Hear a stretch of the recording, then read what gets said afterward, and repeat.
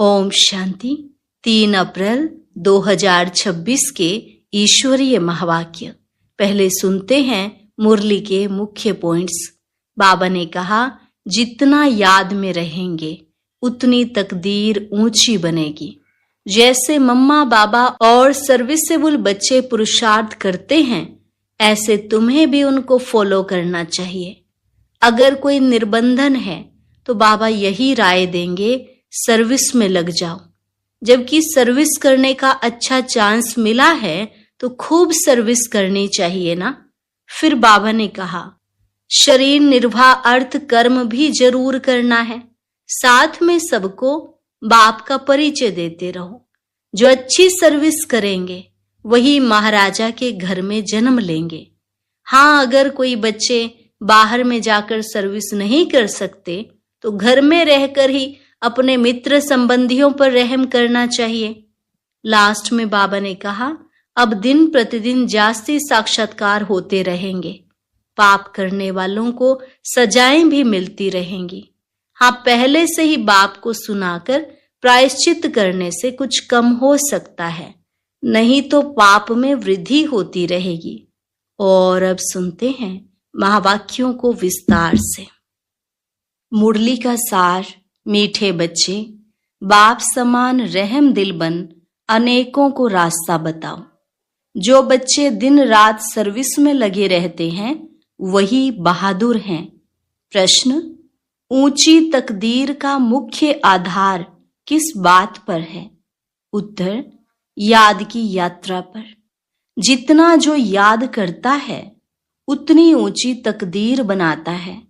शरीर निर्वाह अर्थ कर्म करते बाप और वर्षे को याद करते रहो तो तकदीर ऊंची बनती जाएगी। गीत, तकदीर जगा कर आई हूं। ओम शांति। बच्चे जब पैदा होते हैं तो अपने साथ कर्मों अनुसार तकदीर ले आते हैं। कोई साहूकार पास, कोई गरीब के पास जन्म लेते हैं। बाप भी समझते हैं कि वारिस आया है। जैसे जैसे दान पुण्य किया है उस अनुसार जन्म मिलता है। अब तुम मीठे मीठे सिकिलधे बच्चों को कल्प बाद फिर से बाप ने आकर समझाया है। बच्चे भी जानते हैं कि हम अपनी तकदीर ले आए हैं, स्वर्ग की बादशाही की तकदीर ले आए हैं, जिन्होंने अच्छी तरह से जाना है और बाप को याद कर रहे हैं। याद के साथ तकदीर का कनेक्शन है। जन्म लिया है तो बाप की याद भी होनी चाहिए। जितना याद करेंगे उतना तकदीर ऊंची रहेगी। कितनी सहज बात है, सेकंड में जीवन मुक्ति मिल जाती है। तुम आए हो सुख धाम की तकदीर प्राप्त करने। अभी हरेक पुरुषार्थ कर रहे हैं। हरेक अपने को देख रहे हैं कि हम कैसे पुरुषार्थ कर रहे हैं। जैसे मम्मा बाबा और सर्विसेबल बच्चे पुरुषार्थ करते हैं, उनको फॉलो करना चाहिए। सबको बाप का परिचय देना चाहिए। बाप का परिचय दिया तो रचना के आदि मध्य अंत का भी आ जाएगा। ऋषि मुनि आदि कोई भी रचता और रचना के आदि मध्यंत का नॉलेज दे नहीं सकते। अभी तुम्हारी बुद्धि में सारा चक्र स्मृति में रहता है। दुनिया में कोई भी बाप और वर्षे को नहीं जानते। तुम बच्चे अब बाप को और अपनी तकदीर को जानते हो। अब बाप को याद करना है। शरीर निर्वाह अर्थ कर्म भी करना है, घर बार भी संभालना है। कोई निर्बंधन है तो वे अच्छी सर्विस कर सकते हैं। बाल बच्चे कोई नहीं तो उनको सर्विस करने का अच्छा चांस है। स्त्री को पति व बच्चों का बंधन होता है। अगर बच्चे नहीं हैं तो बंधन मुक्त ठहरे ना। वह जैसे वानप्रस्थी हो गए। फिर मुक्ति धाम में जाने के लिए संग चाहिए। भक्ति मार्ग में तो संग मिलता है साधुओं आदि का, निवृत्ति मार्ग वालों का। वह निवृत्ति मार्ग वाले प्रवृत्ति मार्ग का वर्षा दिला न सके, तुम बच्चे ही दिला सकते हो। तुमको बाप ने रास्ता बताया है। भारत की हिस्ट्री ज्योग्राफी 84 जन्मों की बैठ समझाओ। भारतवासी ही 84 जन्म लेते हैं, एक की बात नहीं है। सूर्यवंशी सो फिर चंद्रवंशी, फिर वैश्यवंशी घराने में आते हैं। नंबरवार तो होते हैं ना। भारत का पहला नंबर प्रिंस है श्री कृष्ण, जिसको झूले में झुलाते हैं। दूसरे नंबर को झुलाते ही नहीं हैं, क्योंकि कला कम हो गई है। जो पहला नंबर है, पूजा उसकी होती है। मनुष्य समझते नहीं कि श्री कृष्ण एक है व 2-3 है।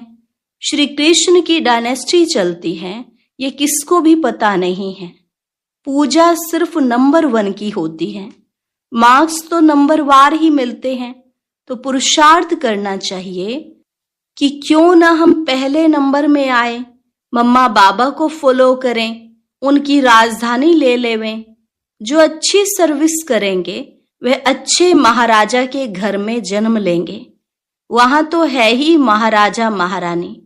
उस समय कोई राजा रानी का टाइटल नहीं होता है, वह बाद में शुरू होता है। द्वापर से जब पतित बनते हैं तो उनमें बड़ी प्रॉपर्टी वाले को महाराजा कहा जाता है। फिर राजा का लक़ब कम हो जाता है।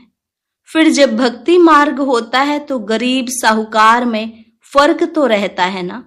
अब तुम बच्चे ही शिव बाबा को याद करते हो और उनसे वर्षा ले रहे हो।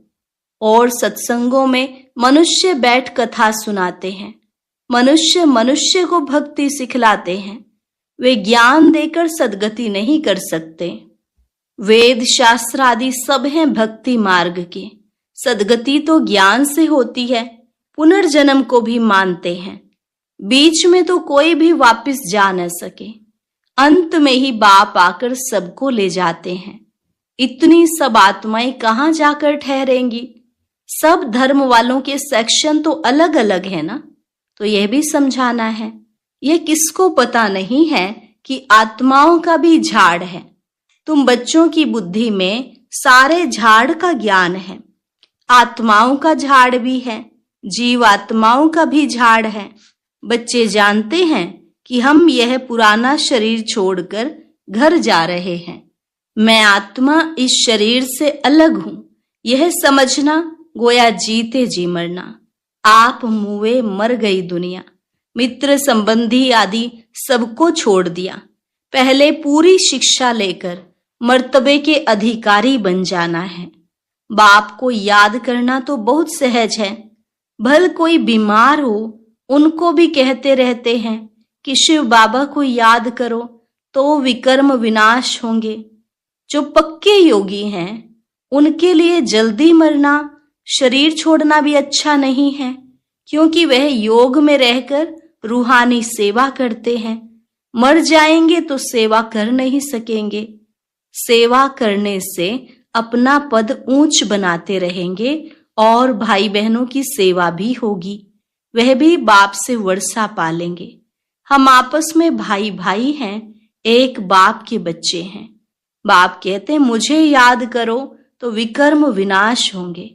आगे भी ऐसे कहा था। किसको भी समझा सकते हो बहन जी अथवा भाई जी, तुम्हारी आत्मा तमो प्रधान बन गई है, जो सतो प्रधान थी। अब फिर तमो प्रधान से सतो प्रधान बन सतो प्रधान दुनिया में चलना है। आत्मा को सतो प्रधान बनाना है याद की यात्रा से।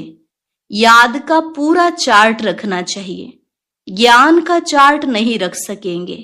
बाप तो ज्ञान देते रहते हैं।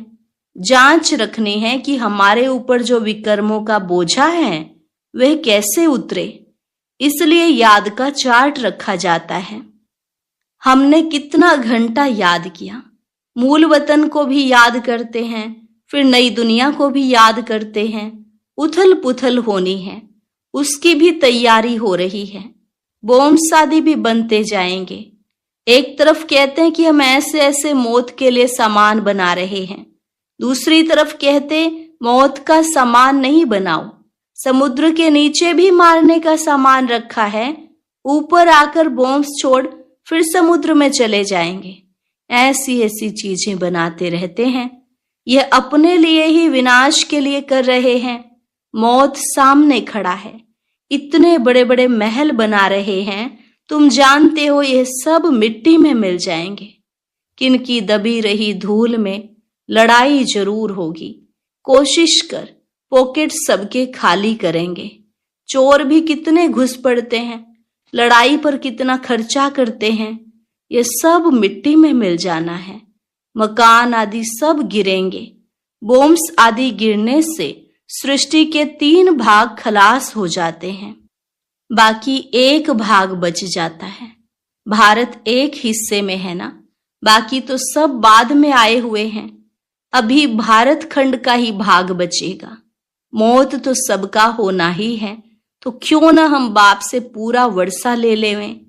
इसलिए बाप कहते हैं लौकिक संबंधियों से भी तोड़ निभाना है। बाकी बंधन नहीं है तो बाबा राय देंगे कि क्यों नहीं सर्विस पर लग जाते हो। स्वतंत्र हैं तो बहुतों का भला कर सकते हैं। अच्छा, कहाँ बाहर न जाएं तो अपने मित्र संबंधियों पर ही रहम करना चाहिए। आगे कहते थे ना कि बाबा रहम करो। अब तो तुमको रास्ता मिला है तो औरों पर भी रहम करना चाहिए, जैसे बाप रहम करता है। बाप कहते हैं मुझे याद करो तो विकर्म विनाश होंगे। सन्यासी लोग तो हठयोग आदि की कितनी मेहनत करते हैं। यहाँ तो यह कुछ नहीं है, सिर्फ याद करो तो पाप भस्म हो जाएंगे। इसमें कोई तकलीफ नहीं, सिर्फ याद की यात्रा की बात है। उठो बैठो, कर्मेंद्रियों से भल कर्म भी करो, सिर्फ बुद्धि का योग बाप से लगाओ।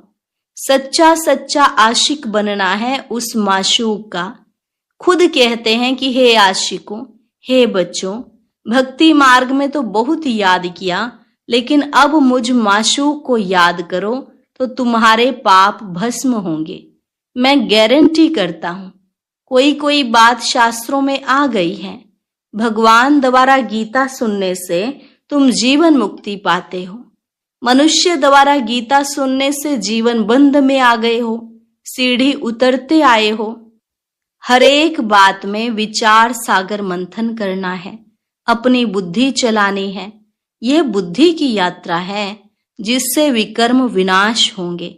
वेद शास्त्र यज्ञ तप आदि करने से पाप नाश नहीं होंगे। नीचे ही गिरते आए हो, अभी तुमको ऊपर जाना है। सिर्फ सीढ़ी से कोई समझ नहीं सकेंगे जब तक उस पर कोई समझाए नहीं। जैसे छोटे बच्चे को चित्र दिखाकर सिखाना पड़ता है, ये हाथी है। जब हाथी देखेंगे तो चित्र भी याद आएगा। जैसे तुम्हारी बुद्धि में आ गया है, चित्र में हमेशा छोटी चीज दिखाई जाती है। तुम जानते हो कि वैकुंठ तो बड़ा होगा ना, बड़ी राजधानी होगी। वहां हीरे जवाहरातों के महल होते हैं, वह फिर प्राय लोप हो जाते हैं। सब चीजें गायब हो जाती हैं। नहीं तो यह भारत गरीब कैसे बना? साहूकार से गरीब, गरीब से साहूकार बनना है। यह ड्रामा बना बनाया है, इसलिए सीढ़ी पर समझाया जाता है। नए नए आते हैं तो उनको समझाने से प्रैक्टिस होगी, मुख खुल जाएगा। सर्विस लायक बच्चों को बनाया जाता है। कई सेंटर्स पर तो बहुत बच्चे अशांति फैलाते रहते हैं। बुद्धि योग बाहर भटकता है तो नुकसान कर देते हैं, वायुमंडल खराब कर देते हैं। नंबरवार तो है ना। फिर बाप कहेगा तुमने पढ़ा नहीं तो यह हाल अपना देखो। दिन प्रतिदिन जास्ती साक्षात्कार होते रहेंगे। पाप करने वालों को सजाएं भी मिलती रहेंगी। फिर कहेंगे नाहक हमने पाप किया। बाप को सुनाकर प्रायश्चित करने से कुछ कम हो सकता है, नहीं तो वृद्धि होती रहेगी। ऐसा होता रहता है। खुद भी महसूस करेंगे, परंतु फिर कहते क्या करें, हमारी यह आदत मिटती नहीं। इससे तो घर जाकर रहें। कोई तो अच्छी सर्विस करते हैं, कोई डिस सर्विस भी करते हैं। हमारी सेना में कौन कौन बहादुर हैं, यह बाप बैठ नाम बताते हैं। बाकी लड़ाई आदि की यहाँ बात नहीं है। यह है बेहद की बातें। अच्छे बच्चे होंगे तो बाप जरूर महिमा भी करेंगे। बच्चों को बहुत रहम दिल, कल्याणकारी बनना है। अंधों की लाठी बनना है। सबको रास्ता बताना है कि बाप को याद करो तो विकर्म विनाश होंगे। पापात्मा और पुण्य आत्मा कहते हैं ना। ऐसे थोड़े ही कि अंदर परमात्मा है, वह आत्मा कोई परमात्मा बन जाती है, यह सब रोंग है। परमात्मा पर थोड़े ही पाप लगता है, उसका तो ड्रामा में पार्ट है सर्विस करने का। मनुष्य ही पाप आत्मा पुण्य आत्मा बनते हैं। जो सतो प्रधान थे वही तमो प्रधान बने हैं। उनके तन में बाप बैठ सतो प्रधान बनाते हैं, तो उनकी मत पर चलना पड़े ना।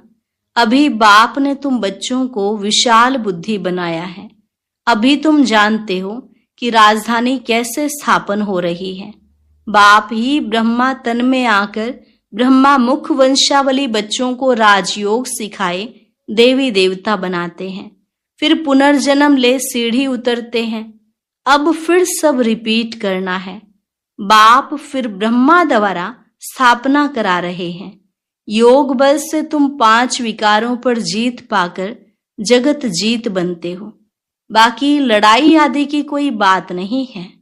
अच्छा, मीठे मीठे सिकिलधे बच्चों प्रति मात पिता बाप दादा का याद प्यार और गुड मॉर्निंग। रूहानी बाप की रूहानी बच्चों को नमस्ते।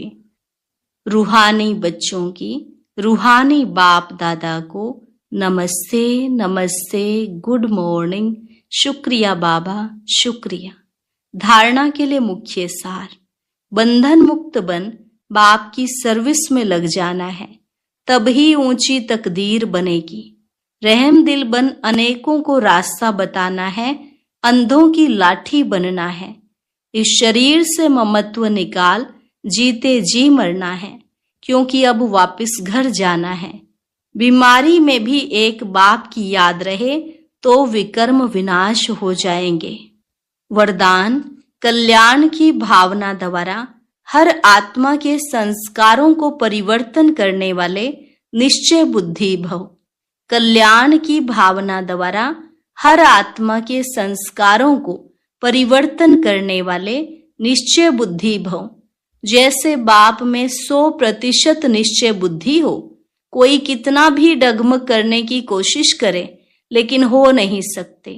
ऐसे दैवी परिवार व संसारी आत्माओं द्वारा भल कोई कैसा भी पेपर ले, क्रोधी बन सामना करे, वह कोई इंसल्ट कर दे, गाली दे, उसमें भी डगमग हो नहीं सकते। इसमें सिर्फ हर आत्मा प्रति कल्याण की भावना हो। यह भावना उनके संस्कारों को परिवर्तन कर देगी। इसमें सिर्फ अधीर्य नहीं होना है, समय प्रमाण फल अवश्य निकलेगा। यह ड्रामा की नोंद है। स्लोगन, पवित्रता की शक्ति से अपने संकल्पों को शुद्ध ज्ञान स्वरूप बनाकर कमजोरियों को समाप्त करो। पवित्रता की शक्ति से अपने संकल्पों को शुद्ध ज्ञान स्वरूप बनाकर कमजोरियों को समाप्त करो। अव्यक्त इशारे, महान बनने के लिए मधुरता और नम्रता का गुण धारण करो। वाचा में सदा सत्यता और मधुरता हो तो वाणी की मार्क्स जमा होती रहेंगी। मधुरता का गुण जीवन में है तो हर बोल मोती समान होंगे। ऐसे लगेगा जैसे बोल नहीं रहे हैं, मोतियों की वर्षा हो रही है। वे ऐसा बोल बोलेंगे जो सुनने वाले सोचेंगे कि ऐसा बोल हम भी बोलें। सबको सुनकर सीखने की, फॉलो करने की प्रेरणा मिलेगी। ऐसे मधुर बोल का वाइब्रेशन सर्व को स्वतः ही खींचता है। अच्छा,